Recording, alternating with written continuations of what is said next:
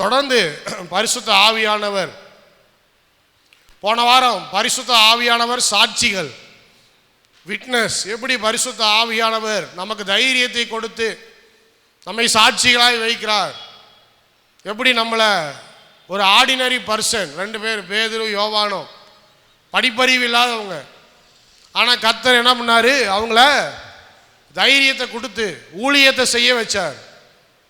அவங்க எல்லாம் சொன்னாங்க, நாங்கள் இயேசு கிறிஸ்துவுக்கு சாட்சியாக இருக்கிறோம்னு சொன்னாங்க. யார் அந்த இயேசு கிறிஸ்து செத்து போனார், ஏன்னா உயிர்த்தெழுதலை யாரும் நம்பலை அன்னைக்கு. இன்னைக்கு உயிர்த்தெழுதலை நம்ம நம்புகிறோம், அன்னைக்கு உயிர்த்தெழுதலை யாருமே நம்மள. இயேசு கிறிஸ்து உயிர்த்தெழுந்தார் அப்படின்னு சொன்னால் போங்கடா பைத்தியக்காரங்களா, அப்படி தான் சொல்லியிருப்பானுங்க. நீங்களாச்சு உங்கள் இயேசு கிறிஸ்துவாச்சு.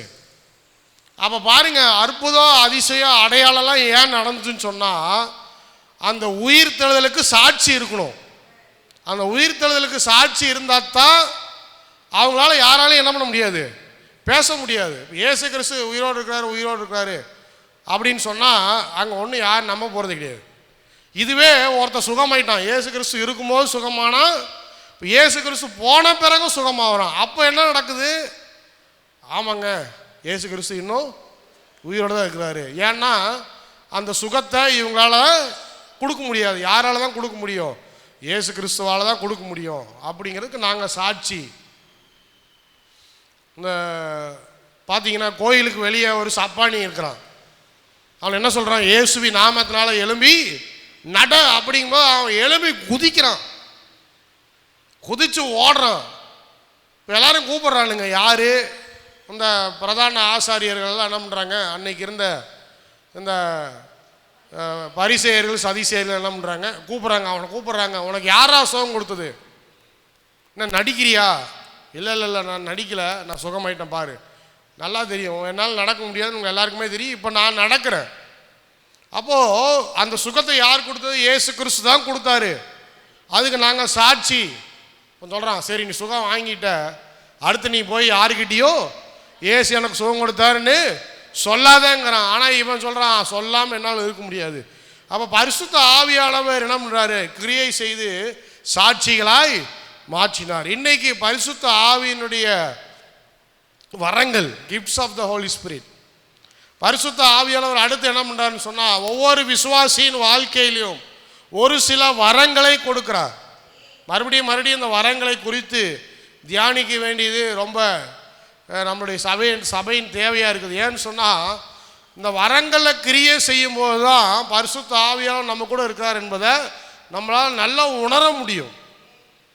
ஆவிக்குரிய வரங்கள், ஒரு மனுஷனை கர்த்தர் பரிசுத்த ஆவியினால் நிரப்பும் போது அவர் கொடுக்கிற வரங்களை குறித்து 3 வேத புஸ்தகத்தில், அதாவது 3 இடங்களில் நாம் என்ன பண்ணலாம், அந்த வரங்களை குறித்து நம்ம படிக்கலாம்.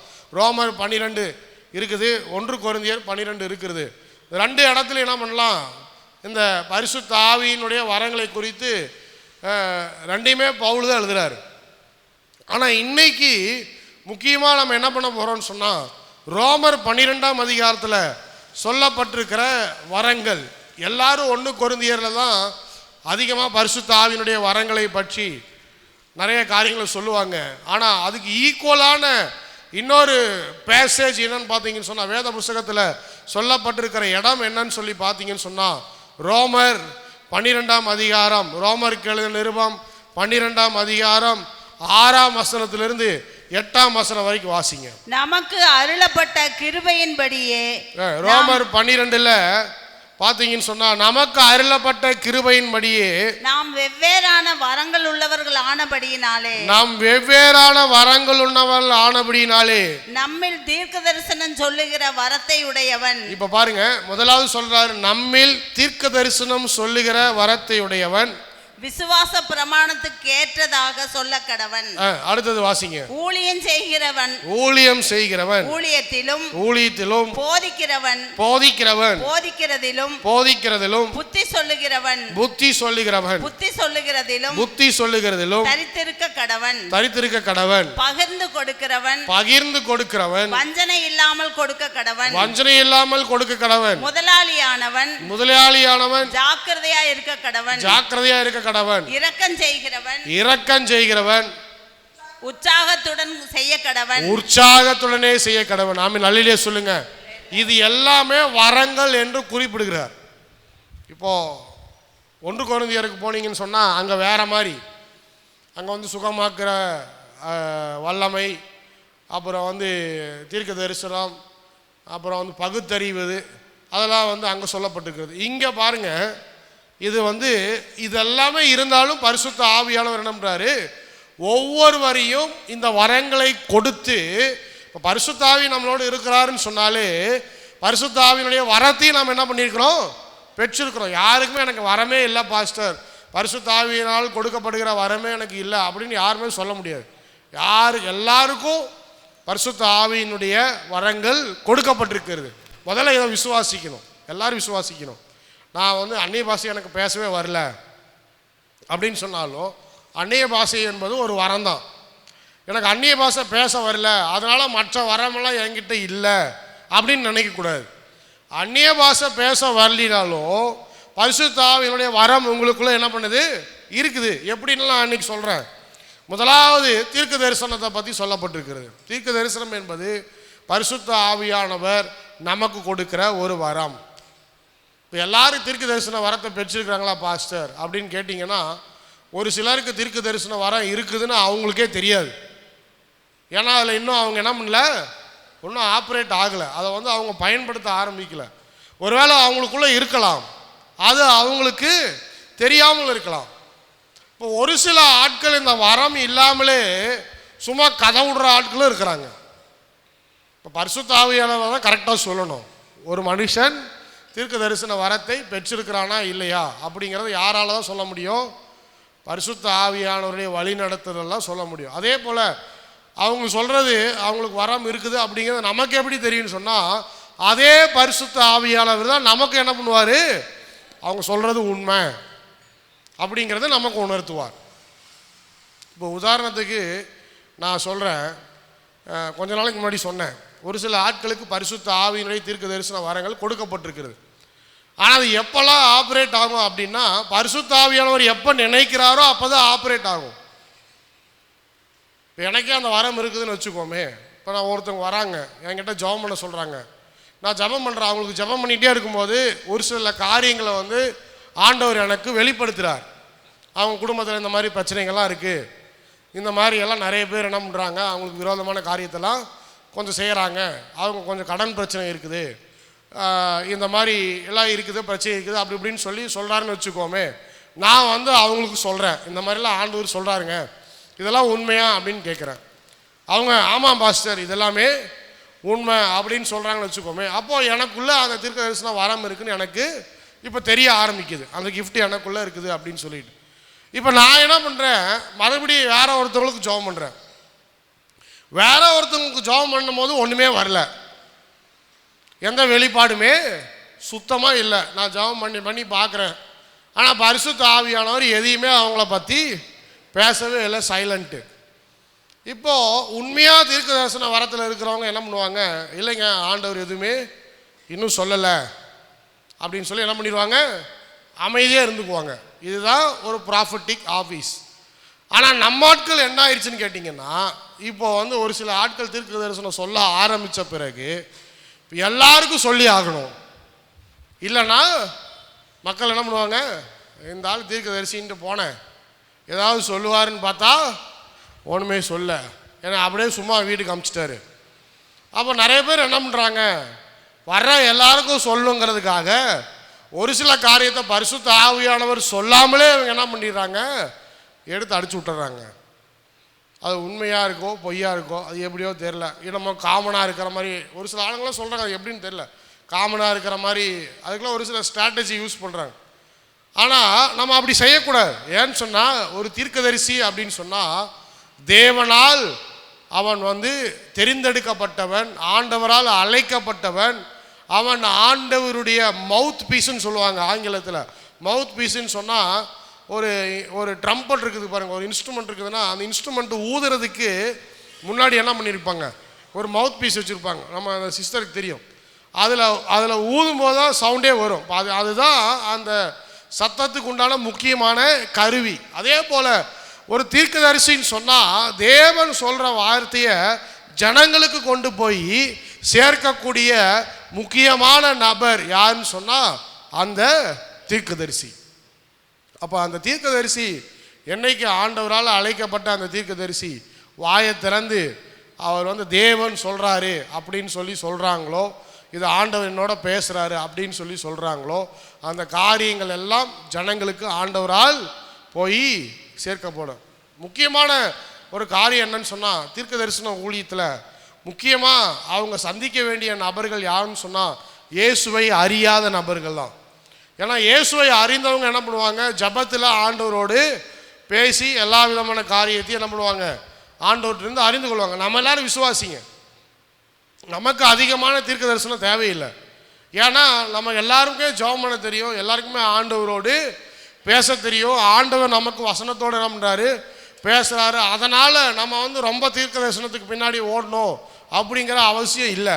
தீர்க்க தரிசனங்கிறது யாருக்கு அப்படின்னு சொன்னால், இப்போ இயேசுவை அறியாத ஒரு ஒரு அமைச்சர் இருக்கிறாருன்னு வச்சுக்கோமே, ஒரு மந்திரி இருக்கிறாங்கன்னு வச்சுக்கோமே, அவங்க இயேசுவை பற்றி தெரியாது, அவங்களுக்கு யாருன்னு தெரியாது. அப்போ திடீர்னு ஒரு தீர்க்கதரிசி போய், நான் ஆண்டவரால் அழைக்கப்பட்டவன், ஆண்டவர் உங்களோடு பேச சொன்னார், இதெல்லாம் நீங்கள் என்ன பண்ணணும், இந்த கவர்மெண்ட்டில் செய்யணும், இதெல்லாம் இப்படி செஞ்சீங்கன்னா நாடு ஆசீர்வாதமாக இருக்கும்.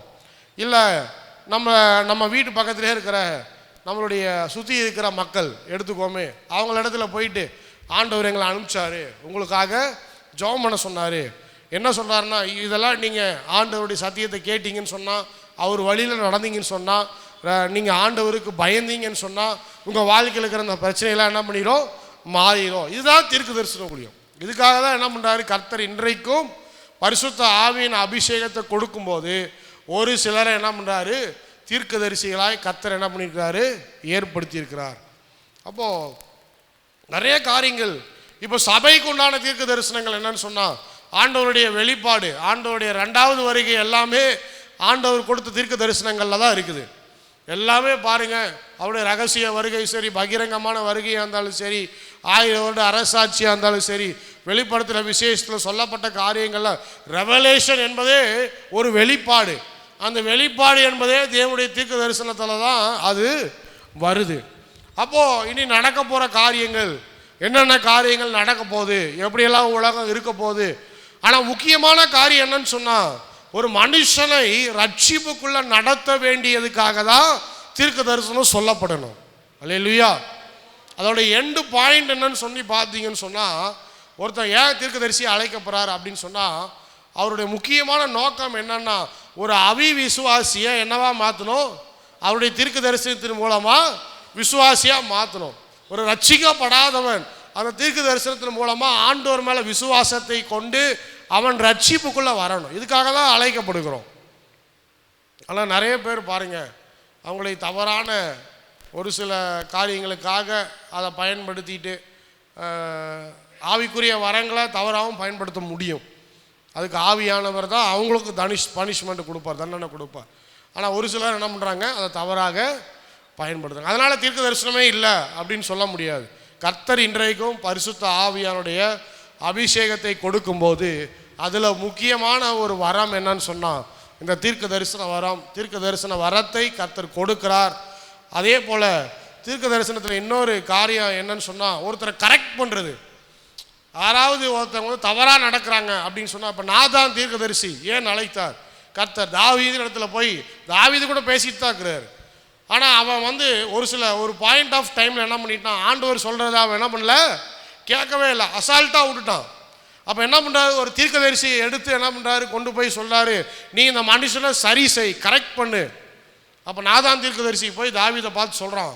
என்னன்னு சொல்கிறான்னா, ஆண்டவர் உன் மேலே கோபமாக இருக்கார், நீ பண்ணுறது காரியம் சரியில்லை, ஆண்டவர் எனக்கு வெளிப்படுத்தினாரு, நீ வந்து என்ன பண்ணு, உன் வாழ்க்கையை மாற்று, ஆண்டவர்கிட்ட மன்னிப்பு கேளு அப்படின்னு சொல்லி என்ன பண்ணுறாரு, கேட்குறாரு. இப்போது தீர்க்கதரிசிகள் வந்து ஒருத்தவங்களை கரெக்ட் பண்ணுறதுக்காக, ரெபியூக் பண்ணுறதுக்காக, நீங்கள் செய்கிறது சரியில்லை, தப்பு, நீங்கள் கர்த்தருக்கு பயப்படுங்க, ஆண்டவருக்கு பயப்படுங்க. இப்போல்லாம் ஏதாவது சொன்னாலே மக்கள் என்ன பண்ணுறாங்க, ஒன்றும் கோச்சிக்கிறாங்க, யாரும் எங்களை பற்றி எதுவும் சொல்லவே கூடாது அப்படி இப்படின்ட்டு. ஆனால் ஒரு சில தீர்க்கதரிசிகள் அவங்க யாருக்கும் கட்டுப்பட்டவங்க அல்ல, யாரை பற்றி அவங்க கவலைப்படவே மாட்டாங்க, அவங்க சொல்கிறத சொல்லிட்டு போயிட்டே இருப்பாங்க. அதை கேட்டு நடக்கிறதும் நடக்காதோ நம்மக்கிட்டே இருக்குது. ஒரு சில தீர்க்கதரிசி வராங்களா, பிரதர் நீங்கள் பண்ணுறது சரியில்லை பிரதர், ஆண்டவர் சொன்னார் நீங்கள் மாற்றுங்க, ஓகே பிரதர் நான் இப்போவே என்ன பண்ணுறேன், மன்னிக்கிறேன், ஆண்டவர்கிட்ட மன்னிப்பு கேட்டுறேன், நான் மாற்றிக்கிறேன் அப்படின்னு சொல்லி உடனே நம்ம வந்து அதை வந்து நம்ம நல்ல விதத்தில் ஏற்றுக்கொண்டு நாமளே திருத்திக்கிட்டோன்னு சொன்னால் கர்த்தர் இன்னும் பெரிய காரியத்தை நம்முடைய வாழ்க்கையில் செய்வார். அப்போ தீர்க்கதரிசிகள் எதுக்காக வச்சுருக்கிறார் அப்படின்னு சொன்னால், ஆண்டவருடைய காரியங்களை வெளிப்படுத்துவதற்காக, ஒரு மனுஷனை திருத்துவதற்காக, ரட்சிக்கப்படாதவங்களை ரட்சிப்புக்குள்ளே வெளியே கொண்டு வருவதற்காக. அதே போல் இந்த கவர்மெண்ட்டு, இந்த ஆஃபீஸு, இப்போது அமெரிக்காவில் பார்த்தீங்கன்னா ஒருத்தர் பொறுப்பு எடுக்கிறார், அவர் என்ன பண்ணுறாரு, முத என்ன பண்ணுறாரு, எல்லாரையும் கூப்பிட்டு எனக்காக ஜெபம் பண்ணுங்க, என் கவர்மெண்ட்டுக்காக ஜெபம் பண்ணுங்க, என்னுடைய கேபினெட்டுக்காக ஜெபம் பண்ணுங்க. அப்போ ஒரு ஆள் சொல்கிறாப்புல அவர்கிட்ட, இதெல்லாம் நீ செய்யணும் கவர்மெண்ட்டில், இதெல்லாம் செஞ்சினா விழுந்து போன ஆசீர்வாதம் எல்லாம் மறுபடியும் நம்மளுடைய தேசத்துக்கு திரும்ப வரும். இதுதான் ப்ராஃபட்டிக் ஆஃபீஸ்.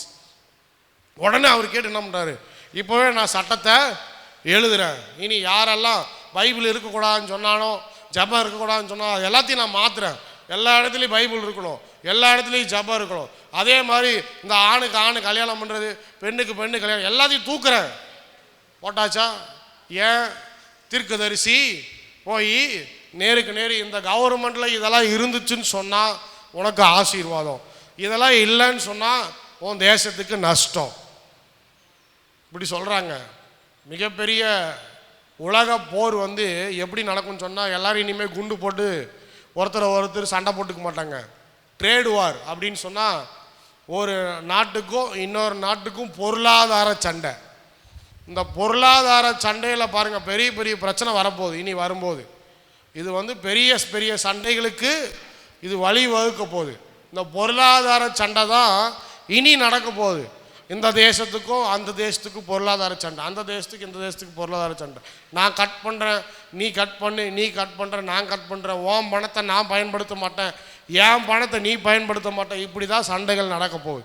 இப்போ இதுக்காக தான் ஆண்டவர் என்ன பண்ணுறாரு, நிறைய காரியங்களை தீர்க்கதரிசிகள் மூலமாய், தீர்க்க தரிசனத்தின் மூலமாய் ஆண்டவர் என்ன பண்ணுறாரு, வெளிப்படுத்துறார். இப்போ தீர்க்க தரிசனம்னா நம்ம ஜோசியக்காரங்க மாதிரி உக்காந்துக்கிட்டு நம்ம கல்யாணம் நடக்குமா நடக்காதா, எந்த ஊரில் கர்த்தர் நமக்கு பொண்ணு கொடுப்பாரு, இதெல்லாம் கேட்டுக்கிறது தீர்க்க தரிசனம் கிடையாது. தீர்க்க தரிசனம்னு சொன்னால் ஆவிக்குரிய காரியங்களை வெளிப்படுத்துவது. ஜோசியம் கேட்கறது வேற, தீர்க்கதரிசிகளுடைய ஆண்டவருடைய வசனங்களை கேட்கறது வேற, வார்த்தைகளை கேட்கறது வேற.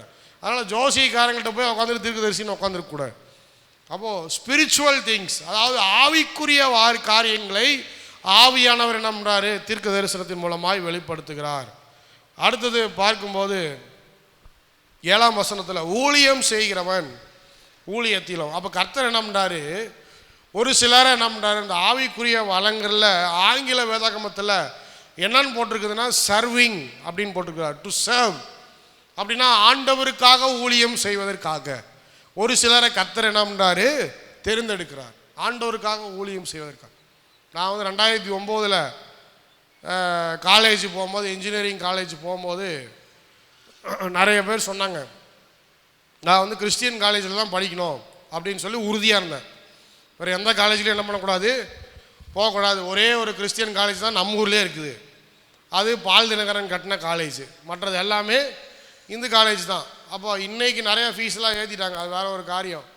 ஆனால் போகும்போது நான் போய் சேர்ந்த உடனே நான் வந்து சேர்ந்துட்டேன். சேர்ந்த பிறகு பார்த்தீங்கன்னா நான் வந்து கல்லூரியில் இந்த படிப்பை படிக்கிறத காட்டிலும், கல்லூரி படிப்பை படிக்கிறத காட்டிலும் ஊழியம் செய்கிறதுல தான் அதிகமாக என்ன பண்ணிகிட்டு இருந்தேன், போய் ஈடுபாடு. அது எல்லா ப்ரேயருக்கும் ஒரு ஞாயிற்றுக்கிழமைன்னா, இந்த வாரம் பாருங்கள் ஞாயிற்றுக்கிழமை இப்போ கூட ஒரு சர்வீஸ் முடிச்சுட்டு போகிறேன். அப்போலாம் நான் காலேஜ் படிக்கும்போது ஞாயிற்றுக்கிழமை 7 மணிக்கு போவேன். 7 மணிலேருந்து சாயந்தரம் 5 மணி வரைக்கும் நான் பார்த்தீங்கன்னா ஒரு இடத்துல தெலுங்கு சர்வீஸும் நடக்கும், ஒரு கீபோர்டு ஒன்று வச்சுருப்பேன், PSR 550 கீபோர்டு வீட்டிலேருந்து தூக்கிட்டு போயிட்டேன். உடனே அவனுங்க என்ன பண்ணுவானுங்க, ஃபஸ்ட்டு இங்கிலீஷ் சர்வீஸ் இருக்கும், இங்கிலீஷ் சர்வீஸ்க்கு ஒரு டீம் இருக்கும். நான் அவங்களோட போய் உட்காந்து பாட்டு பாடிட்டு கீபோர்டெலாம் வாசிச்சுட்டு முடிப்பேன். முடித்த உடனே தெலுங்குக்காரங்க வந்து என்ன பண்ணிடுவானுங்க, இப்போ எங்களுக்கு வாசிக்கிறதுக்கு ஆள் வேணும் வாப்பா அப்படின்னு சொல்லி தெலுங்குக்காரங்க கூட்டிகிட்டு போயிடுவானு. அவனுங்க 40-50 பேர் உட்காந்துட்டு தெலுங்கு சர்வீஸ் நடத்திட்டு இருப்பானு. எல்லாமே தெலுங்கில் தான் இருக்கும். எனக்கு ஒரு பாட்டு எதுவுமே தெரியாது. ஆனால் நம்ம பாட்டை தான் அவங்க என்ன பண்ணுவாங்க, ஃபாதர் பெர்க்மன்ஸ் பாட்டியை தான் என்ன பண்ணுவாங்க, தெலுங்குலையும் பாடிட்டு இருப்பாங்க. அங்கே ஒரு 2 மணி நேரம் 3 மணி நேரம் உட்காந்துருப்போம், தெலுங்கில் செய்தி கொடுப்பாங்க, எல்லாம் பண்ணுவாங்க. அப்புறம் இன்றைக்கி எனக்கு வந்து ஆந்திரா ஹைதராபாத்தில் பார்த்தீங்கன்னா தெலுங்கு நண்பர்கள் நிறைய பேர் இருக்கிறாங்க. இன்றைக்கி வரையும் என்னை கூப்பிட்டு தான் இருக்கிறான். டெய்லி ஃபோன் அடிச்சுக்கிட்டு என் கூட கிட்டார் வாசித்தவன் இன்றைக்கி எனக்கு ஃபோன் அடிப்பான். நல்லது அற்புதமாக தமிழ் பேசுவான். ஆனால் அவங்க எல்லாருமே தெலுங்குக்காரங்க. அப்போது அவங்க வந்து ஒரு சர்ச்செல்லாம் இருக்குது அங்கே. அப்போ வந்து இன்றைக்கி வரைக்கும் எனக்கு ஃபோன் பண்ணுவாங்க, பேசுவாங்க, நல்லா பண்ணுவாங்க. இப்போ அடுத்து தெலுங்குக்காரங்க முடிச்சானுங்கன்னா அடுத்து 11:30 மணிக்கு மலையாளத்துக்காரங்க ஆரம்பிப்பானுங்க. அவனுக்கு மலையாளத்துக்காரனுக்கு பார்த்தீங்கன்னா ஒரு சர்வீஸுக்கு 4 கீபோர்டு. எப்படி ஒரு சர்வீஸுக்கு 4 கீபோர்டு, 4 பேர் வாசிக்கணுமா அவங்களுக்கு. நான் மலையாளத்துக்காரங்க அப்போ தான் அவங்களுக்கு வந்து திருப்தியாட்டிருக்குது. என்னன்னு தெரியல, 3 பேர் தான் இருக்கிறாங்க, இன்னொரு ஆள் வேணும்னு சொல்லி என்ன பண்ணிடுவானுங்க, வந்து என்னை கூட்டிகிட்டு போயிடுவானுங்க. பார்த்தீங்கன்னா அங்கேயும் உக்காந்துக்கிட்டு ஒரு 11:30-1 மணி வரைக்கும்.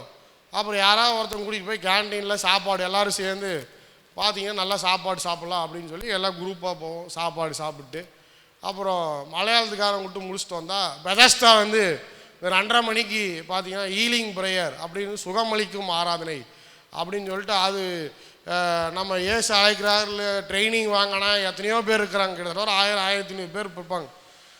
அவங்களில் யாராவது ஒருத்தவங்க வந்து செய்தியாளரெல்லாம் வராங்க தம்பி அப்படின்னு சொல்லிட்டு இந்த தம்பி ஒருத்தர் கீபோர்டு வாசிப்பார், அவர் கூட்டிகிட்டு வாங்க அப்படின்னு சொல்லி அதுக்கு கூட்டிகிட்டு போயிடுவாங்க.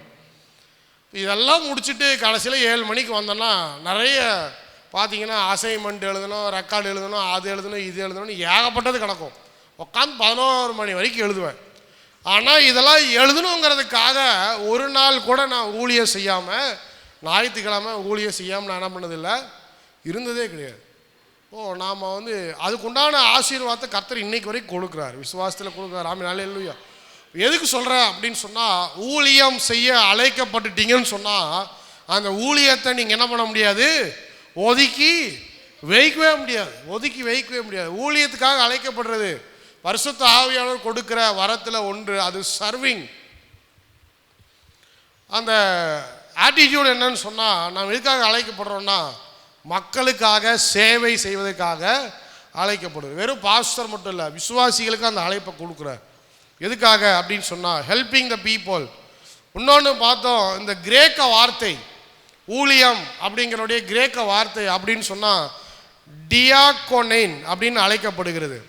அப்படின்னா என்னன்னு சொன்னால் ஆங்கிலத்தில் டீகோன் அப்படின்னு ஒரு வார்த்தை வருது. என்னன்னு சொன்னால் டீக்கன் அப்படின்னு சொன்னால் நம்ம சர்ச்சில் சொல்லுவாங்க, நான் இந்த சபையினுடைய டீக்கன் அப்படின்னு சொல்லுவாங்க. எல்டர் அப்படின்னு சொல்லுவாங்க. நாங்கள் வந்து ஒரு மூப்பர். நாங்கள் வந்து அது எப்படின்னு சொன்னால் சும்மா வரல, ஊழியம் செய்கிறவங்க தான் அந்த மூப்பர். நம்ம சும்மா உட்காந்துக்கிட்டு நான் மூப்பர்னு சொல்லக்கூடாது. நீங்கள் ஊழியம் செஞ்சுட்டு தான் என்ன பண்ணணும், மூப்பர். டீக்கன் அப்படின்னா என்ன அர்த்தம், ஊழியத்துக்காக போகிறவங்க அப்படின்னு அர்த்தம். முந்தையெல்லாம் கமிஷனிங் பண்ணுவாங்க. பார்த்தீங்கன்னா எல்லோரும் என்ன பண்ணுவாங்க, ஞாயிற்றுக்கிழமையில் பைபிள் எடுத்துகிட்டு எல்லோரும் என்ன பண்ணுவாங்க, சுற்றி இருக்கிற இடத்துக்கு போய் இயேசுவை பற்றி சொல்லி அவங்களுக்காக ஜெபம் பண்ணி கிராமங்களெல்லாம் சந்தித்து, இவங்க தான் அந்த டீக்கன். அப்படின்னா ஊழியத்துக்காக அழைக்கப்பட்டு ஊழியம் செய்கிறவங்க அப்படின்னு பொருள். இது வந்து பரிசுத்த ஆவியானவர் கொடுக்கிற வரத்தில் ஒரு வரம். அல்லேலூயா. அடுத்தது பார்த்தோன்னு சொன்னால் புத்தி சொல்லுகிறவன். ஆங்கிலத்தில் பார்த்தீங்கன்னு சொன்னால் டீச்சிங் அப்படின்னு எழுதப்பட்டிருக்கிறது. போதிக்கிறவர்கள், புத்தி சொல்லுகிறவர்கள். இப்போ என்னன்னு சொன்னால் பரிசுத்த ஆவியானவர் பாருங்க, இந்த வேதாகமத்தை புரிந்து கொள்வது என்பது சாதாரணமான காரியம் இல்லை. நீங்கள் தமிழில் PhD முடித்த ஒரு ஆள்கிட்ட போய் அந்த பைபிளை கொடுங்க, கொடுத்துட்டு அவங்கள படிக்க சொல்லுங்கள், தப்பாக தான் படிப்பாங்க. இதுவே 8th ஃபெயில் ஆனவன் நிறைய பேர் எனக்கு தெரியும், 8ஆம் கிளாஸு ஃபெயிலான ஆட்கள் நிறைய பேர் எனக்கு தெரியும், படிப்பறிவே இல்லாதவங்க எனக்கு தெரியும், ஸ்கூலுக்கே போகாதவங்க எனக்கு தெரியும். அவங்கள்ட்ட இதே வேதாகமத்தை கொடுத்து படிக்க சொல்லுங்க, அற்புதமாக படிப்பாங்க. ஏன்னு சொன்னால் இந்த வரத்தை பரிசுத்த ஆவியானவர் என்ன பண்ணுறாரு, அவங்களுக்கு கொடுக்குறார். போதிக்கிற வரத்தை படிக்கிறது மட்டும் கிடையாது, இந்த வசனத்துக்கு உண்டான விளக்கத்தையும் என்ன பண்ணுவாங்க, கர்த்தர் என்ன பண்ணுவாங்க, அவங்க மூலமாக சொல்ல வைப்பார். நம்முடைய எங்கர் எல்டர் ஜெனரேஷன் உதாரணத்துக்கு எடுத்துக்கோமே, சென்னையில் இருக்கிற இன்னைக்கு பெரிய பெரிய பெண்டெகாஸ்டல் சர்ச்சஸ், அது ஏசியாவாக இருக்கட்டும், இல்லை மோகன் பாஸ்டர் சர்ச்சாக இருக்கட்டும், இல்லை அது யார் சாம் சுந்தரம் அவங்க சர்ச்சாக இருக்கட்டும், இந்த இன்னும் நிறைய எம்பிஏ இருக்குது, எம்பிஏ அந்த சர்ச்சாக இருக்கட்டும், ஏகப்பட்ட சபைகள் இருக்குது. அந்த சர்ச்செல்லாம் பயனீர் பண்ணவங்க, அன்னைக்கு ஊழியம் செஞ்சவங்களுடைய சரித்திரத்தெல்லாம் எடுத்து வாசிங்கன்னு சொன்னால் ஒருத்தர் கூட காலேஜ் டிகிரி கூட படிச்சிருக்க மாட்டாங்க. ஆனால் அவங்க பண்ண பிரசங்கத்திலலாம் கேட்டிங்கன்னு சொன்னால் இன்னைக்கு தியாலஜி டாக்டரின் படிச்சுட்டு வரவங்க கூட அதில் கால்வாசிக்கு என்ன பண்ண முடியாது, அந்த அளவுக்கு சவுண்டு தியாலஜியோட டாக்டரினோட என்ன பண்ண முடியாது, பிரசங்கம் பண்ண முடியாது. ஏன்னு சொன்னால் பரிசுத்த ஆவியானவர் கொடுக்குற அந்த வரம், போதிக்கிற வரத்தை, டீச் பண்ணுற வரத்தை என்ன பண்ணுறாரு, கொடுக்குறார். உபதேசம் என்பது ரொம்ப முக்கியமான ஒன்று. இன்றைக்கு டிவியில் ஒரு ஆள் பிரசங்கம் பண்ணுறாரு, அவர் ஒரு தீர்க்கதரிசியாம். ஆண்டவர் எங்கேயுமே 3 நாளைக்கு மேலே உபவாசம் இருக்க சொல்லவே இல்லை. அப்படி இருந்தீங்கன்னா அது வேஸ்ட்டு. பார்த்தா 2000 பேர் உட்காந்துருக்கான் அவன் சர்ச்சில். எத்தனை பேர் உட்காந்துருக்கான்? 2000 பேர் உட்காந்துருக்கிறான். ஒரு ஸ்ரீலங்காக்காரன் அவன் சொல்கிறான், ஆண்டவர் எங்கேயுமே 3 நாளுக்கு மேலே, அவரே 40 நாள் உபவாசம் இருந்தார். யார்? இயேசு கிறிஸ்துவே 40 நாள் உபவாசம் இருந்தார். ஏதோ ஒரு வசனத்தை எடுத்து வச்சுக்கிட்டு அந்த வசனத்தில் சொல்லியிருக்குது அப்படின்னு சொல்லி என்னமோ ஒரு வியாய்க்கானத்தை பண்ணி ஒரு அர்த்தத்தை சொல்லி 3 நாள் உபவாசத்துக்கு மேலே இருந்தால் வேஸ்ட்டு. அப்போ 40 நாள் இருக்கிறவங்களாம் வேஸ்ட் தான், 21 நாள் இருக்கிறவனும் வேஸ்ட் தான். நான் யாரையும் எத்தனை நாள் இருக்கணும்னு சொல்ல, அது உங்களுடையது. பரிசுத்த ஆவியானவங்களுக்கு எத்தனை நாள் உணர்த்துறாரோ அத்தனை நாள் இருக்கலாம். அல்லேலூயா. அதை பற்றி கவலையே இல்லை. உபவாசம்னா உபவாசம் எதுக்காக இருக்கணும்? நம்ம வாழ்க்கை மாறணும், அதுக்காக தான் நம்ம இருக்கிறோம். இன்னும் ஆண்டவரோட ஐக்கியப்படணும், அதுக்காக தான் இருக்கணும். இப்போ மெயின் டாக்டரின் என்ன, மெயின் டீச்சிங் என்ன, யாருக்கும் போய் சேர மாட்டேங்க. இன்னொரு ஆள் சொல்கிறாரு, நீ செய்ய போகிற பாவத்தையும் ஆண்டவர் மன்னிச்சிட்டாரு. செய்ய போகிற பாவத்தையும் ஆண்டவர் என்ன பண்ணுறாரு, மன்னிச்சுட்டாருன்னு சினிமா பாட்டு பாடுறான். சர்ச்சில் சினிமா பாட்டு பாடுறாங்க, கேட்குறதுக்கு யாரும் இல்லை. பரிசுத்த ஆவியானவர் இருக்கிற இடத்துல, அவருடைய அபிஷேகம் நிரம்பி இருக்கிற இடத்துல, தேவனுடைய வல்லமை கடந்து வர இடத்துல எப்பேற்பட்ட வரிகள், அந்த வரிகள் யாருக்காக எழுதப்பட்டுச்சு, எதுக்காக எழுதப்பட்டுச்சு, அதை எதுக்காக பயன்படுத்துகிறானுங்க, அதை வச்சு 1000 பேர் இப்போ 1000 காசு சம்பாதிக்கிறான். அதுக்கு நமக்கு தேவையே இல்லை. சினிமா வரி எப்படி எழுதுறான், சும்மா வந்துடுமா சினிமா வரி? தண்ணியை போட்டு உக்காந்துக்கிட்டு சிகரெட்டு ஊதிக்கிட்டு அது இதையும் பண்ணிக்கிட்டு, ஒரு சில ஆளுங்க வந்து போதை வஸ்துக்களில் தான், சும்மா வந்து ஒரு வரி வராதான் அவனுக்கு. அந்த மாதிரி போதை ஏறினா தான் என்ன பண்ணுமா, அதுக்காகவே போதையில் வந்து கொஞ்சம் ஹைப் ஆகி அப்புறம் வரி எழுதுறான், அது ஹிட்டாகுது, அதை 4 பேர் பாடிக்கிட்டு இருக்கிறான் உக்காந்துக்கிட்டு. அந்த பாட்டை வாங்கி 4 பேர் என்ன பண்ணுறான், சர்ச்சில் பாடிட்டு இருக்கிறான். எவ்வளோ மோசமான ஒரு காரியம். அப்போது ஒரு போதிக்கிற வரம் கொண்டவன் தான் ஆண்டவருடைய வசனத்தையும் ஆண்டவருடைய சத்தியத்தையும் அவருடைய உபதேசத்தையும் ஜனங்களுக்கு எடுத்து சொல்ல முடியும்.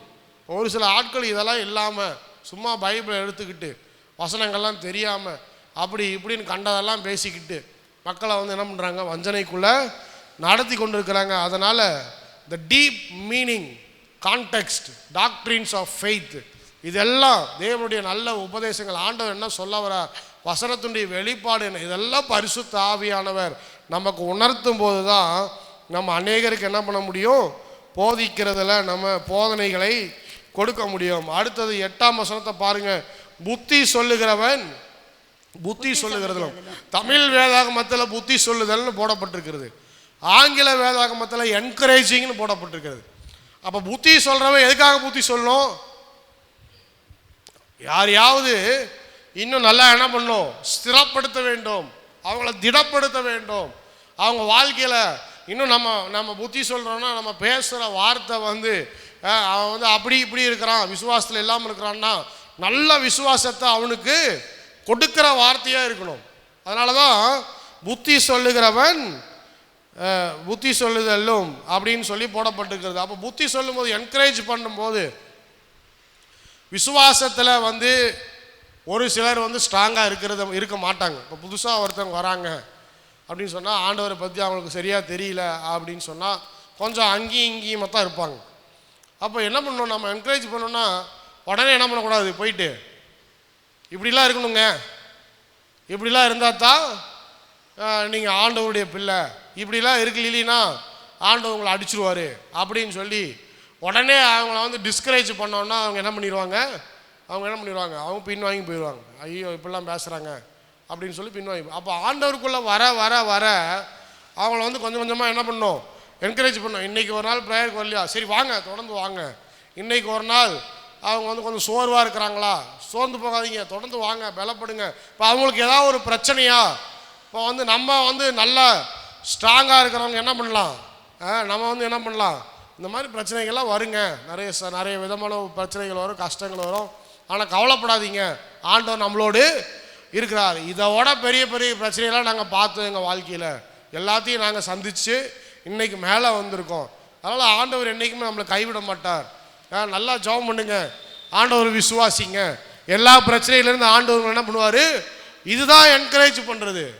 ஆமாங்க, நானும் ப்ரேயருக்கு போகிறத நீ பாடிட்டேன், நீங்களும் இது வந்து கெடுக்கிறது. இதை வந்து நம்ம என்ன பண்ணக்கூடாது, செய்யக்கூடாது. யாராவது ஒருத்தவங்க வரலையா என்கரேஜ் பண்ணும், வாங்க தொடர்ந்து வாங்க. யாருக்காவது ஜெபம் பண்ண தெரியலையா, என்னங்க இத்தனை வருஷம் சர்ச்சுக்கு வரீங்க, ஜெபம் கூட பண்ண தெரியாதா உங்களுக்கு, அந்த மாதிரி பேசக்கூடாது. அது வந்து டிஸ்கரேஜ் பண்ணுறது. உங்களுக்கு தெரிஞ்சதை சொல்லி என்ன பண்ணுங்க, ஜெபம் பண்ணுங்க. ஆண்டவர் வந்து இப்படி தான் ஜெபம் பண்ணணும், அப்படி தான் ஜெபம் பண்ணணுன்ட்டு சொல்லலை.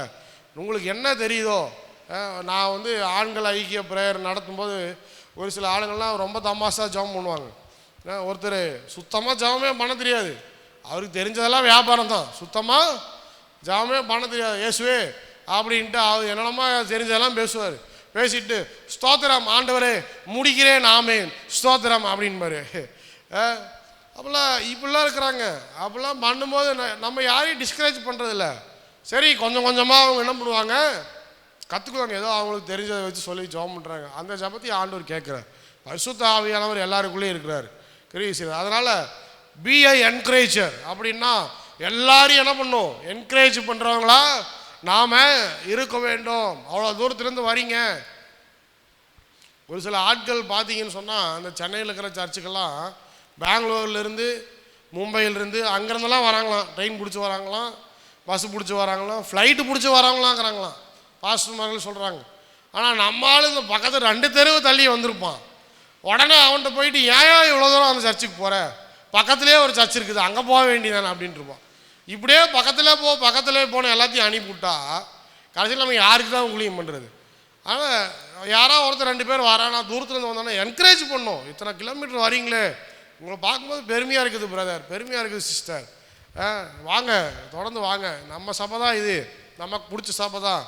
அப்போது நீங்கள் தூரத்துலேருந்து வரனாலும் அதுக்குண்டான ஆசீர்வாதத்தை கர்த்தர் உங்களுக்கு கொடுப்பார். பெட்ரோல் அவர் தருவார், டீசல் யார் தருவா, கர்த்தர் தருவார், கவலைப்படாதீங்க. தூரத்துலேருந்து வந்தால் நல்ல கார் கொடுப்பார் ஆண்டவர். அல்லேலூயா, அல்லேலூயா சொல்ல மாட்டேங்கிறீங்களே, அல்லேலூயா. நம்ம ஆண்டவருக்காக படுகிற பிரயாசத்தை பார்த்து கர்த்தர் என்ன பண்ணுவார் இன்னும். அதனால் என்கரேஜ் பண்ணுறவங்க இது வந்து ஒரு வரங்க. நல்லா என்கரேஜ் பண்ணுறவங்கள கர்த்தர் என்ன பண்ணியிருக்காரு. இப்போ ஒரு சிலர் வந்து என்னுடைய வாழ்க்கையில் நான் சோர்ந்து போயிருக்கிற நேரங்கள்லாம் தேவன் பல போதர்களை கொண்டு என்னை என்கரேஜ் பண்ணியிருக்கிறார். சோர்ந்து போகாத, தொடர்ந்து ஓடு. ஒரு சில நேரங்களெல்லாம் ரொம்ப கஷ்டப்பட்டுருக்கிறேன். 6 மாதத்தில் 6வது மாதம் பிலிப்பைன்ஸில் இருக்கும்போது கண்ணில் தண்ணி வந்துருச்சு. நம்முடைய தேசத்தினுடைய சாப்பாடு இல்லை, நம்மளுடைய குடும்பம் இல்லை, மக்கள் இல்லை, அவன் வேலையை பார்த்துட்டு இருக்கிறான், பெரிய பிரச்சனை. அங்கேயும் பார்த்தா பைபிள் காலேஜில் ஏகப்பட்ட ப்ராப்ளம்ஸ் ஓடிட்டு இருக்குது. ஒரு ஆள் சொல்கிறான், இது எங்கள் ஸ்தாபனம், எங்கள் பணம், நீ வேறு ஸ்தாபனத்துலேருந்து வந்திருக்கிற, வேறு ஊழியத்தின் மூலமாக வந்திருக்கிற, நீ வந்து நாங்கள் உனக்கு ஸ்காலர்ஷிப் தர மாட்டோம், அது தர மாட்டோம், இது தர மாட்டோம்னு ஒரு ஆள் சொல்கிறான். நீயே தான் பார்த்துக்கணும், நீயே தான் இடத்த பார்க்கணும், நீயே தான் வீட்டை பார்க்கணும். அன்றைக்கே கண்ணீர் விட்டு ஜெபம் பண்ணேன். ஆண்டவர் நிறைய பேரை வச்சு என் வாழ்க்கையில் என்கரேஜ்மெண்ட்டை கொடுத்துருக்குறார். அல்லேலூயா. அது மாதிரி ஏகப்பட்ட பிரச்சனைகள் போராட்டங்கள் நம்ம வாழ்க்கையில் வரும்போதெல்லாம் ஒரு என்கரேஜராக ஆண்டவர் வச்சுருக்கிறார். அவன் போய் ஜெபம் பண்ணுறான், வெளியே போய் ஜெபம் பண்ணுறான், இதுக்கு மேலே என்னால் ஓட முடியாது. ஒரு தேவதூதனை ஆண்டவர் அனுப்புகிறாரு, எழும்பி சாப்பிட்டு தொடர்ந்து ஓடு. அல்லேலூயா. அதே போல பரிசுத்த ஆவியானவர் என்ன பண்றாருன்னு சொன்னா, இங்க சொல்லப்பட்டிருக்கிற புத்தி சொல்லுகிறவர்கள் மூலமாய் ஒரு என்கரேஜரை வைத்து கர்த்தர் என்ன பண்றாரு, நம்முடைய வாழ்க்கையில அநேக நேரங்களில் நம்மளை தேற்றுகிறார், நம்மளை என்கரேஜ் பண்றாரு. அதனால நாம அது ஒரு வரமா கர்த்தர் நமக்கு கொடுத்துருக்கிறாரு. அநேகர் ஆசீர்வதிக்கப்படணும். அடுத்தது பகிர்ந்து கொடுக்கிறவன் வஞ்சனை இல்லாமல் கொடுக்க கடவன். அடுத்து என்ன பண்ணணும்னு சொன்னா கிவிங், கொடுக்கிறவர்கள். இதை வந்து ரெண்டு விதத்தில் எடுத்துக்கலாம். ஒன்று சபைக்காக கொடுப்பது, இன்னொன்று இல்லாதப்பட்டவங்களுக்கு கொடுப்பது. எப்படினாலும் இப்போ நிறைய பேர் பாருங்க, இப்போ கர்த்தர் அவங்கள ஆசீர்வதிக்கும் போது என்ன பண்ணுறாங்கன்னு சொன்னால், கர்த்தர் அவங்க நல்லா ஆசீர்வதிக்கிறாருன்னு சொன்னால் ரொம்ப செல்ஃபிஷாக மாறிடுறாங்க. இது ரொம்ப ஒரு ஆவிக்குரிய வாழ்க்கையில் இந்த பரிசுத்த ஆவியானவர் இருந்தால் தான் இதிலிருந்து தப்பிக்க முடியும். இப்போ நம்ம நல்லா வைக்கிறார் நம்மளை கர்த்தர், நம்மளை நல்ல ஒரு வேலையை கொடுக்குறாரு வச்சுக்கோமே, நல்ல ஒரு சம்பளத்தை கொடுக்குறாரு வச்சுக்கோமே, நம்மளை நான் உயர்த்துறாரு அப்படின்னு வச்சுக்கோமே. அடுத்து என்ன ஆகுதுன்னு சொன்னால், இப்போ இந்த பரிசுத்த ஆவியானவர் நமக்குள்ளே கிரியை செய்யலைன்னு சொன்னால் நம்ம என்ன சொல்ல ஆரம்பிப்போம்னு சொன்னால், இதெல்லாம் நம்ம சம்பாரிச்சது, இதெல்லாம் நம்மளுடைய கடினமான உழைப்பு, நான் நல்லா இருக்கிறேன் அதனால என்ன, 1000 பேர் இல்லாமல் இருந்தாலும் தேவைகள் இருக்குதுன்னு சொன்னால் அவங்க தேவை இருந்துகிட்டே தான் இருக்கும், இப்படியே இருந்துகிட்டே தான் இருப்பாங்க. அப்போது நான் என்னுடைய காரியத்தை மட்டுமே நான் பார்ப்பேன், என்னுடைய தேவையை மட்டுமே நான் பார்ப்பேன், எனக்காகவே நான் வாழுவேன் அப்படின்னு சொல்லி கர்த்தருடைய ஆசீர்வாதத்தை பெற்றும் செல்ஃபிஷாக இருக்கிற மக்கள் நிறைய பேர் இருக்காங்க. இப்போ ஆண்டவர் சொல்றாரு, கொடுப்பது என்பது தேவன் கொடுக்கிற ஒரு வரம். ஒரு சில ஆட்கள் எனக்கு நல்லா தெரியும், அவங்களுக்கு ரொம்ப பெரிய ஆசீர்வாதம்லாம் கிடையாது. அவங்களுடைய வேலையெல்லாம் கேட்டிங்கன்னா ரொம்ப சாதாரணமான வேலையாக தான் இருக்கும், அவங்களுடைய சம்பளத்தெல்லாம் கேட்டிங்கன்னா ரொம்ப சாதாரணமான சம்பளமாக தான் இருக்கும். ஆனால் அவங்க உள்ளத்தில் பார்க்கும்போது அந்த கொடுக்கறதுக்கு அவங்க மனம் முகர்ந்து அவங்க அவ்வளவு தாராளமாக. இப்போ ஏதாவது ஒரு தேவைன்னா, நீங்கள் பாஸ்டர் வச்சுக்கோங்க, சபைக்காக தான் கொடுக்குறோம், நாங்கள் ஊழியத்துக்காக தான் கொடுக்குறோம், கர்த்தருடைய ஊழியத்தை தான் கொடுக்குறோம், நீங்கள் ஆண்டவருடைய ஒரு ஊழியக்காரர், உங்களுக்கு கொடுக்காம நாங்கள் நாங்கள் அப்படி என்ன பண்ண போகிறோம் அப்படின்னு சொல்லி அவ்வளவு தாராளமாக, அவ்வளவு மனசோடு, நல்ல ஒரு மனசோடு என்ன பண்ணுறாங்க, கொடுக்குற ஆட்கள் இருக்கிறாங்க. கர்த்தர் இன்னும் வச்சிருக்கிறார். அல்லேலூயா சொல்லுங்க பாப்போம். நம்ம சபையில் அப்பேற்பட்ட மக்கள் இருக்கிறாங்க. அல்லேலூயா. நான் என்கரேஜ்மெண்ட்டில் சொல்கிறேன், இல்லைனாலும் ஆண்டவர் எழுப்புவார். ஆமென். ஏன்னு சொன்னால் இது ஒரு வரம்.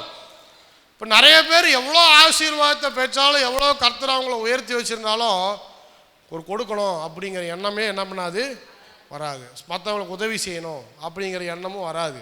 ஆனால் ஒரு சில ஆட்கள், இது பரிசுத்த ஆவியானவர் கொடுத்துருக்கிற கிருபை. இப்போ நீங்கள் பெருசாக அந்நிய பாஷை பேசலை, எனக்கு தீர்க்க தரிசனம் வரம்லாம் இல்லை, நான் அப்படி இப்படி பெருசாக போய் எனக்கெல்லாம் போதிக்கிறதெல்லாம் எனக்கு தெரியாது பாஸ்டர், எனக்கு பெரிய லெவலில் எனக்கு ஊழியம் செய்யலாம் தெரியாது, எனக்கு மைக்கே பிடிக்க தெரியாது. இல்லை இன்னும் சொல்லணும்னா, நான் ஒரு கூச்ச சுபாவம், நான் போய் என்ன பண்ண முடியாது, மற்றவங்கள்ட்ட போய் பேசவே முடியாது. நான் அதிகமாக எனக்கு ரொம்ப பேசுகிறதெல்லாம் எனக்கு தெரியாது. அப்போ நீங்கள் உங்களே சோதிச்சு பார்த்தீங்கன்னு சொன்னால், நீங்கள் யாராலும் தாராளம்னு கொடுக்குறவங்களாம் இருப்பீங்க. அல்லேலூயா. ஒரு விசுவாசி கொஞ்ச நாளைக்கு முன்னாடி போதகர்களை கனப்படுத்துவது அப்படின்னு சொல்லி ஒரு இது இருக்குது. அப்போ போதகரை கனப்படுத்துறதுக்காக ஒரு 4-5 பேர் சேர்ந்து பண்ணுறாங்க. அப்போ என்னை கூப்பிட்டு உங்கள் அப்பாவை நாங்கள் கனப்படுத்தலான்ட்டு இருக்கிறோம், அதனால் நாங்கள் எல்லோரும் சேர்ந்து இந்த மாதிரி வாங்கி கொடுக்கலான்ட்டு இருக்கிறோம் அப்படின்னு சொன்னதில், அதில் பெரும்பான்மையான ஒரு தொகையை ஒரு விசுவாசி தாராளமாக நான் தரேன் அப்படின்னு சொல்லி என்ன பண்ணுச்சு, எடுத்து கொடுத்து. இப்போலாம் பேர்லாம் சொல்லக்கூடாது, பேர் சொன்னால் அதுக்கு மேலே ஏராளமாக தாராளமாக நான் இருக்கிறேன், அந்த மீட்டிங்கில் இருக்கிறேன், எல்லோரும் ஒரு 5-6 பேர் உட்காந்து கூடி என்ன பண்ணுறாங்க, பேசுகிறாங்க, எடுத்து கொடுக்குறாரு. கொடுக்கும்போது அப்புறம் நாம் என்ன சொல்கிறோம், சரி நீங்கள் தானே கொடுக்குறீங்க, நீங்களே முன்ன நின்று இதை செய்யுங்க அப்படின்னு சொன்னோன்னே அவர் என்ன சொல்கிறாருன்னா, இல்லை நான் கொடுக்குறேன், ஆனால் என்னால் என்ன பண்ண முடியாது, முன்னாடி நின்று அந்த பேசி இதெல்லாம் பண்ணி இதெல்லாம் பண்ண முடியாது, அதனால் எடுத்து சொல்கிறதுக்கு ஒரு ஆளை நம்ம போட்டிடுவோம், அவங்க செய்யட்டும். இப்போ நான் நினச்சேன், உங்களுக்கு நீங்கள் பெரும்பான்மையான தொகை நீங்கள் தான் கொடுக்குறீங்க, உங்களுக்கு வந்து முன்னாடி நிற்கணும், இந்த மாதிரி வந்து நீங்கள் செய்யணும் அப்படிங்கிற கொஞ்சம் கூட உங்களுக்கு அந்த எண்ணமே நமக்கு இல்லை. கர்த்தர் நம்மளை கொடுக்கறதுக்காக தான் அழைச்சிருக்கிறாரு. வேறு யாரும் முன்னாடி நின்று சாவி கொடுத்தாலும் அதை பற்றி எனக்கு பிரச்சனையே இல்லை. நான் ஆண்டவருக்காக கொடுக்குறேன், ஆண்டவருடைய ஊழியத்துக்காக நான். இதுதான் ஒரு எக்ஸாம்பிள். எதுக்காக சொல்கிறேன்னு சொன்னால், இது ஒரு எக்ஸாம்பிள். எனக்கு முன்னே நிற்கணுங்கிற அவசியம் கிடையாது, எனக்கு வந்து பேசணும் அப்படிங்கிற அவசியம் கிடையாது, தீர்க்க தரிசனம் சொல்லணுங்கிற அவசியம் கிடையாது, போதிக்கணுங்கிற அவசியம் கிடையாது. எனக்கு கொடுக்கப்பட்டிருக்கிற ஊழியம், எனக்கு கொடுக்கப்பட்டிருக்கிற வரம் என்னன்னு சொன்னால் உற்சாகமாக கொடுக்கணும், அவ்வளோதான். ஒரு சில சபைகளில் கர்த்தர் பெரும்பான்மையான இடங்களில் ஒரு அஸ்திபாரத்தை வச்சுருக்கிறார். அல்லேலூயா சொல்லுங்க பாப்போம். அல்லேலூயா. அப்போது இவங்களாம் கண்ணுக்கு தெரியாமல் இருப்பாங்க. நிறையா ஊழியங்கள் இருக்கிறாங்க, இவங்களாம் கண்ணுக்கு தெரியாமல் இருப்பாங்க. அதெல்லாம் பெருசாக யாருக்கும் தெரியாது. இவங்க இவ்வளோ கொடுத்தாங்க, அவ்வளோ செஞ்சாங்க, பாடுபட்டாங்க, உழைச்சாங்க அப்படிங்கலாம் யாருக்குமே தெரியாது. ஆனால் தேவன் அவங்கள அதற்காகவே அழைத்திருக்கிறார். அப்போ கொடுக்கிறவர்கள் வஞ்சனை இல்லாமல் கொடுக்க கடவன், பகிர்ந்து கொடுக்கிறவன். அதே போல் சபையிலையும் இன்னொன்று சொல்லிடுறேன், சபையிலையும் நம்ம எல்லாரையும் நேசிக்கிறோம், கனப்படுத்துகிறோம். அப்படிங்கும்போது என்ன பண்ணணும், நாம் வந்து இப்போ தேவைகளோடு இருக்கிற ஜனங்கள் யாராக இருக்கிறாங்க, நம்மளால் முடிஞ்ச ஒரு உதவி ஏதாவது நம்ம எல்லாருக்கும் எல்லாத்தையும் சந்திக்க முடியாது. ஏன்னா அவ்வளோ பெரிய பொருளாதாரம் நம்ம சபையில் இல்லை. ஆனால் யாருக்காவது ஏதாவது ஒரு கஷ்டம், ஏதாவது ஒரு பிரச்சனை அப்படின்னு சொல்லும்போது அவங்க வந்து கொஞ்சம் நம்ம வந்து ஹெல்ப்பு நாடுறாங்க அப்படின்னு சொல்லும்போது ஏதாவது நம்மளால் முடிஞ்சது நம்மளால் கலெக்ட் பண்ணி ஏதாவது ஒரு சின்ன ஹெல்ப்பு நம்மளால் செய்ய முடியுங்கிற பட்சத்தில் கண்டிப்பாக நாம் அது செய்யணும். அதுக்காக நம்ம அழைக்கப்பட்டிருக்கிறோம். அடுத்து வாசிப்போம். முதலாளியானவன் ஜாக்கிரதையா இருக்க கடவன். முதலாளியா இருக்கிறதே தேவன் கொடுத்திருக்கிற பரிசுத்த ஆவியினுடைய ஒரு வரம். அல்லேலூயா சொல்லுங்க பாப்போம். அது எதுக்கு ஈக்குவல் தெரியுமா? தீர்க்கதரிசிக்கு ஈக்குவல். யாருக்கு ஈக்குவல்?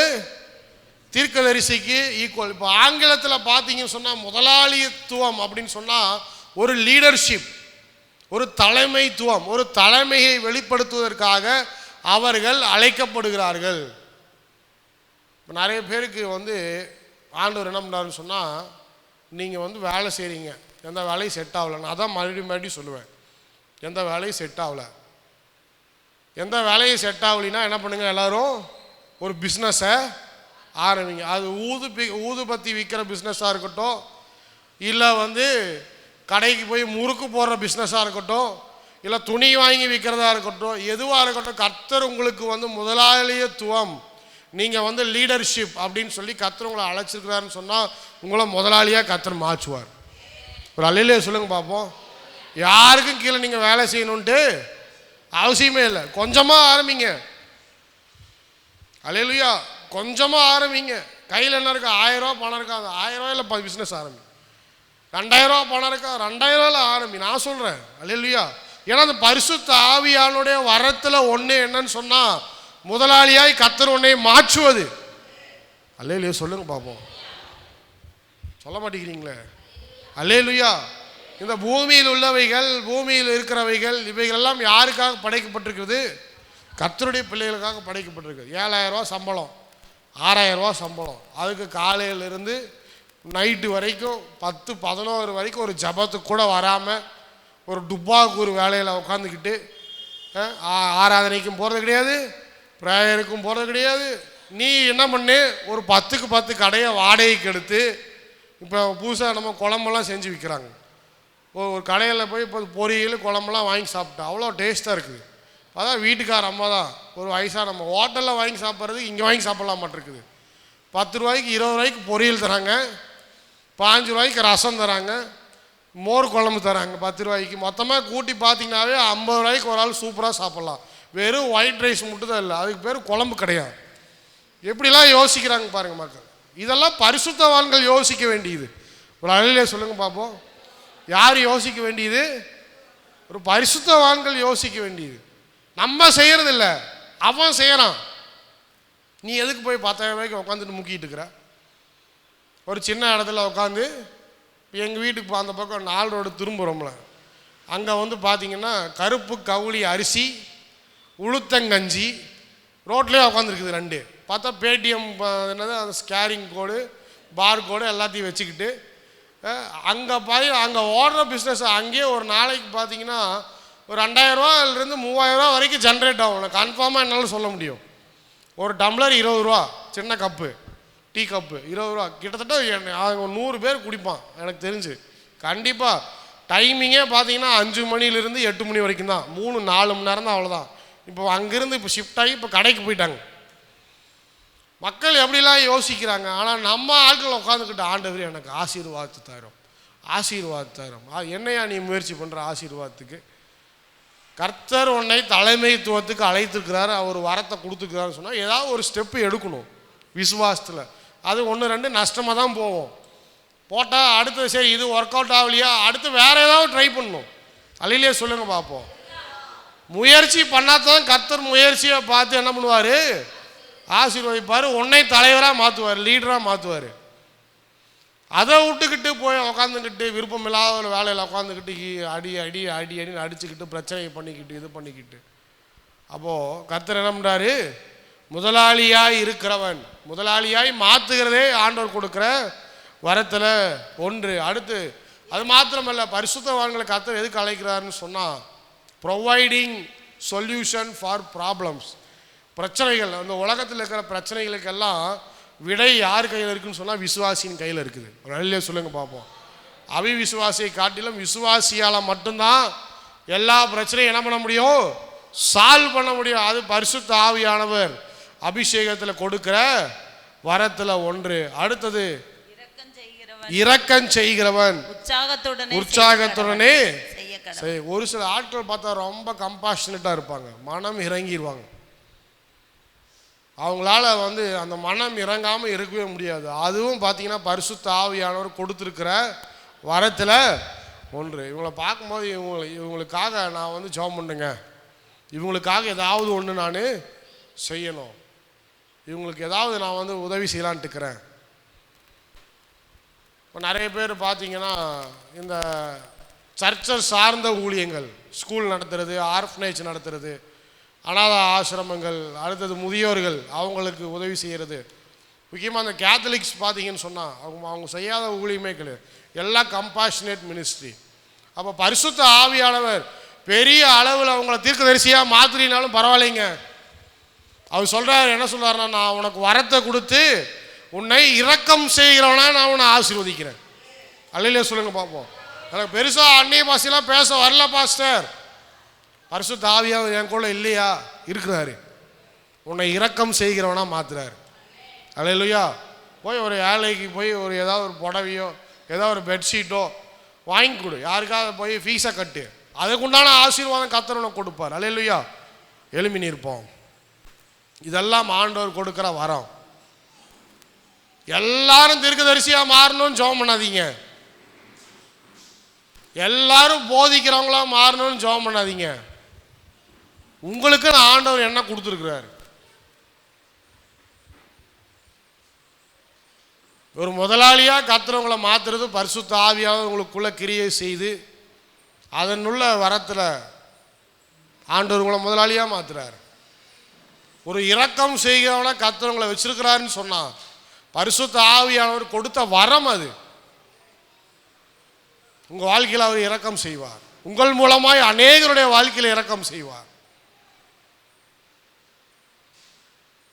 Most compassionate person. நம்முடைய இந்திய தேசத்தில் தொழு நோயாளிகளை யாரும் தொட்டது கிடையாது. எல்லாரும் கொண்டு போய் லெப்ரஸ் காலனியில் கொண்டு போய் அவங்கள தள்ளி விட்டு, அவங்களுக்கு சாப்பாடு இல்லாமல் தண்ணி இல்லாமல் ஒருத்தர் கூட அவங்கள போய் எட்டி பார்க்கல. ஆனால் அந்த நேரத்தில் அநேக மிஷனரிமார்களை கர்த்தர் அனுப்பிச்சார். அவங்க போய் தொட்டு மருந்து பூசி அவளுக்காக ஜெபம் பண்ணாங்க. அவங்க எல்லாம் இயேசுவை ஏற்றுக்கொண்டாங்க. அது மாதிரி அநேக மக்கள், சமுதாயத்தால் புறக்கப்பட்ட ஜனங்கள், புறக்கணிக்கப்பட்ட மக்கள், இப்பேற்பட்டவங்களை பரிசுத்த ஆவியானவர் உங்களுக்கு வரங்களை கொடுத்து நீங்கள் அவங்க மேலே இரக்கம் செய்வதனால் ஆண்டவர் உங்களை ஊழியத்தில் பயன்படுத்த முடியும். போதிக்கிறவர்கள் போதனையில் கர்த்தர் பயன்படுத்த முடியும். வியாபாரம் செய்கிற வியாபாரிகளை கர்த்தர் பயன்படுத்த முடியும். தலைமைத்துவத்தில் கர்த்தர் உங்களை ஆசீர்வதிக்க முடியும். அதனால் பரிசுத்த ஆவியானவர் உங்களுக்குள்ளே இருக்கிறார், உங்களுக்கு வரங்களை கொடுத்துருக்கிறார். ஆண்டவரத்தில் ஜெபம் பண்ணுங்க, கேளுங்க. அந்த வரங்கள் என் வாழ்க்கையில் கிரியை செய்யணும் ஆண்டவரேன்னு சொல்லுங்க. அவர் செய்ய வைப்பார், உங்களை ஆசீர்வதிப்பார். நல்ல ஆண்டவரே, இந்த நாளிலும் கூட நீர் பேசின வார்த்தைகளுக்காக நன்றி செலுத்துகிறோம். இன்றைக்கு தியானித்த வசனத்துக்காக நன்றி. வந்த ஒவ்வொருவரையும் ஆசீர்வதியும், உடைய குடும்பங்களை ஆசீர்வதியும், தேவைகளை சந்தியும், பலப்படுத்தும். இன்னும் அநேகர் ஆண்டவரே உம்முடைய சத்தியத்தை கேட்டு இன்னும் உமக்காய் பரிசுத்த ஆவியின் வரங்களில் கிரியை செய்து ஆண்டவரை தொடர்ந்து உம்முடைய ஊழியத்தை செய்ய கர்த்தர் உதவி செய்யும்படியாக நாங்கள் செபிக்கிறோம். எங்கள் சபையை ஆசீர்வதியும், பலப்படுத்தும். நீரே பொறுப்பெடுத்து வழி நடத்தும். சகல துதிக்கிற மகிமையெல்லாம் உமக்கே செலுத்துகிறோம். இயேசுவின் நாமத்தினால ஜெபிக்கிறோம் நல்ல பிதாவே, ஆமென்.